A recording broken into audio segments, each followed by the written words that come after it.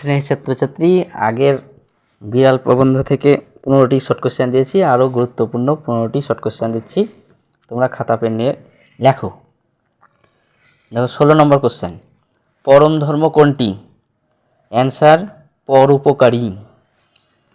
17 নম্বর question, খেলে কেউ চোর হয়, কথাটি কে বলেছেন? অ্যান্সার লেখো বিড়াল। 18 নম্বর, বিড়ালের মতে অধর্ম কার? জিজ্ঞাসা চিহ্ন দাও। কৃপণ। অ্যান্সার লেখো কৃপণ ধনীর। 19 নম্বর কোশ্চেন, কার দুঃখে ধনীরা কাতর হয় না? অ্যান্সার লেখো ছোট লোকের। 2 নম্বর কোশ্চেন, তোমার কথাগুলি ভারী, কী ধরনের কথাগুলি ভারী? অ্যান্সার লেখো সোশ্যালিস্টিক। 21 নম্বর, সমাজের ধন বৃদ্ধির অর্থ কী? অ্যান্সার লেখো ধনীর ধন বৃদ্ধি। 22 নম্বর, কি ব্যতীত সমাজের উন্নতি নাই? অ্যান্সার লেখো সামাজিক ধন বৃদ্ধি।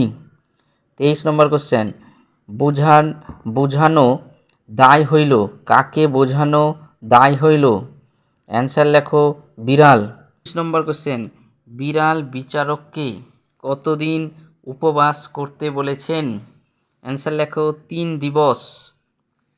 25 নম্বর, কোন বাবুর ভাণ্ডার ঘরে ধরা পড়ার কথা বলেছেন?